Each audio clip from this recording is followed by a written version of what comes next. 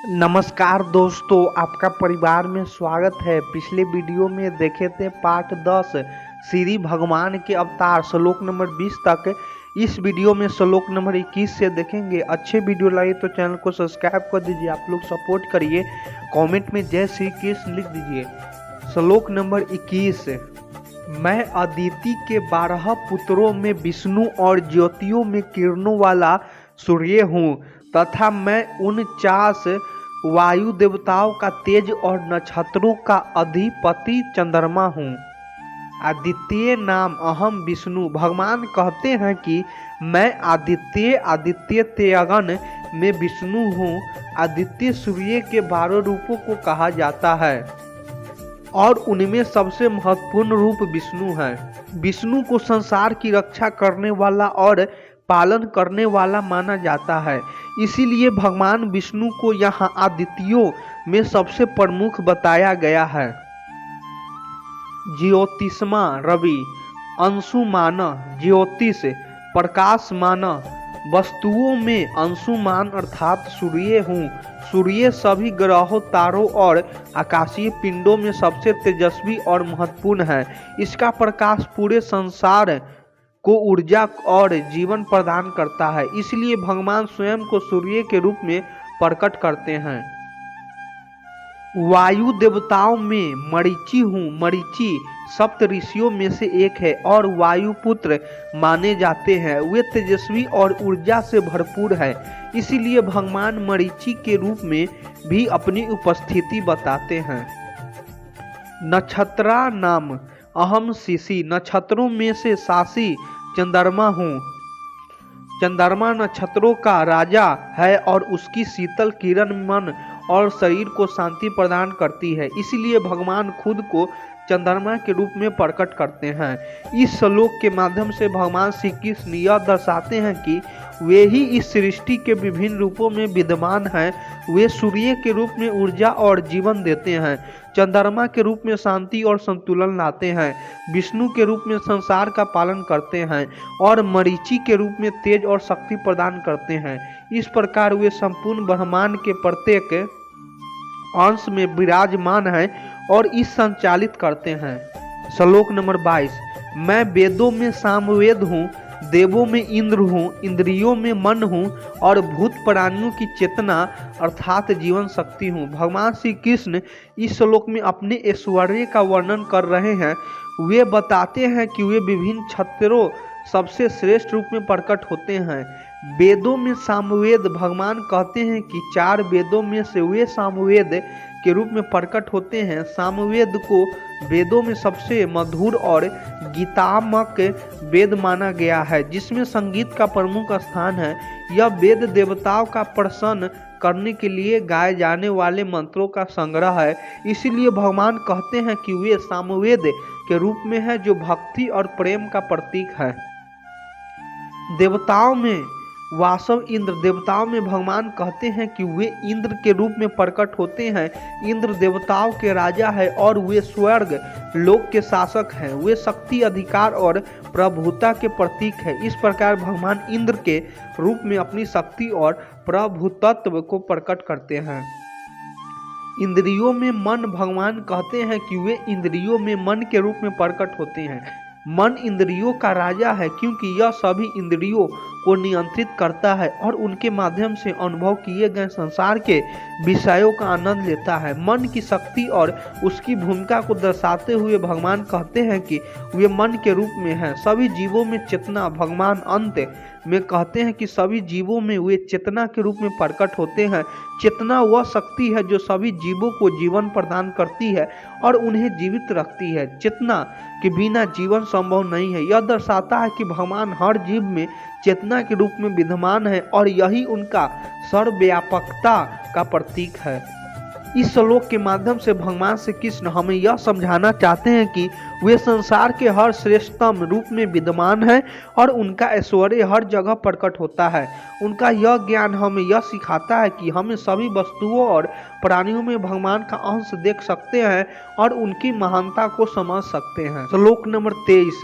मैं एकादश रुद्रों में शंकर हूँ और यक्ष तथा राक्षसों में धन का स्वामी कुबेर हूँ। मैं 8 वस्तुओं में अग्नि हूँ और शिखर वाले पर्वतों में सुमरू पर्वत हूँ। भगवान श्री कृष्ण कहते हैं, रुद्रों में शंकर हूँ, यक्षों और राक्षसों में कुबेर हूँ, वसुओं में मैं अग्नि पावक हूँ और पर्वतों में मुरु पर्वत हूँ। इस श्लोक में भगवान श्री कृष्ण अपने विराट स्वरूप और शक्ति का वर्णन करते हैं। रुद्रों में शंकर रुद्र भगवान शिव के 12 रूपों में से एक है जो संहारक के रूप में जाने जाते हैं। भगवान कृष्ण यहाँ कहते हैं कि वे शंकर है जो संहारक तत्व का प्रतिनिधित्व करते हैं। इसका अर्थ है कि वे संहार और विनाश की शक्ति है जो सृष्टि के संतुलन को बनाए रखने के लिए आवश्यक है। यक्षों और राक्षसों में कुबेर यक्ष और राक्षस स्वर्ग के धन और संपत्ति के संरक्षक माने जाते हैं और कुबेर उनका राजा है। यहाँ श्री कृष्ण कहते हैं कि वे कुबेर है जो सभी धन और संपत्ति का स्वामी है। यह इस बात का प्रतीक है कि वे भौतिक संपदा और धन के स्रोत हैं। वस्तुओं में पावक वसु 8 देवताओं का एक समूह है जो प्रकृति के विभिन्न तत्वों का प्रतिनिधित्व करता है। पावक जो अग्नि देवता है उनमें से एक ही श्री कृष्ण कहते हैं कि वे पावक है, अर्थात वे अग्नि की शक्ति है जो सृजन विनाश और शुद्धिकरण के लिए आवश्यक है। पर्वतों में मेरु पर्वत को समस्त पर्वतों का राजा माना जाता है और इसे बहुत पवित्र एवं विशाल पर्वत के रूप में देखा जाता है। श्री कृष्ण कहते हैं कि वे मेरु पर्वत है जो उनके अस्थायित्व, स्थिरता और महिमा का प्रतीक है।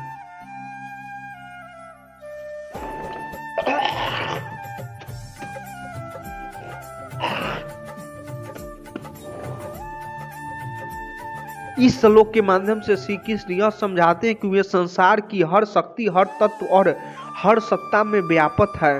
वे संहारक भी है और धन के स्वामी भी है। वे अग्नि की शक्ति है और पर्वतों की स्थिरता भी है।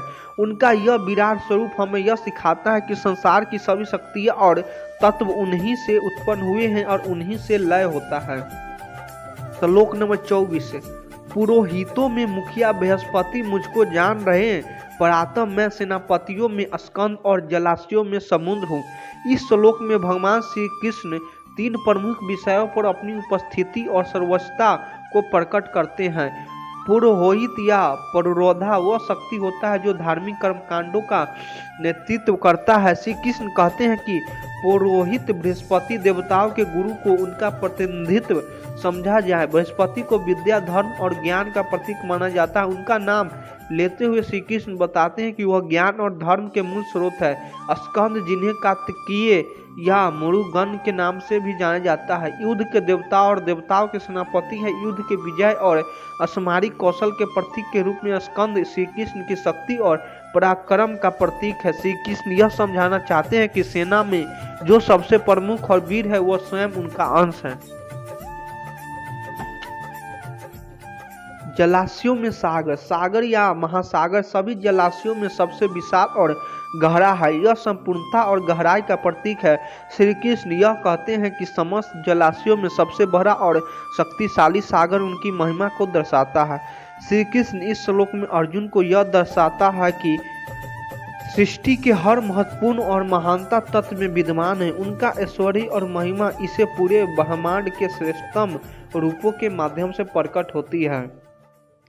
यह श्लोक भक्ति और श्रद्धा के महत्व को भी रेखांकित करता है, जिसमें श्री कृष्ण कहते हैं कि उन्हें इस विश्व के सर्वश्रेष्ठ रूपों में देखा और पूजा जाना चाहिए।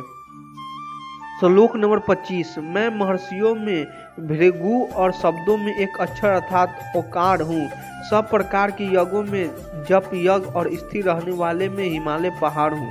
श्री कृष्ण कहते हैं कि महर्षियों में मैं भृगु हूँ।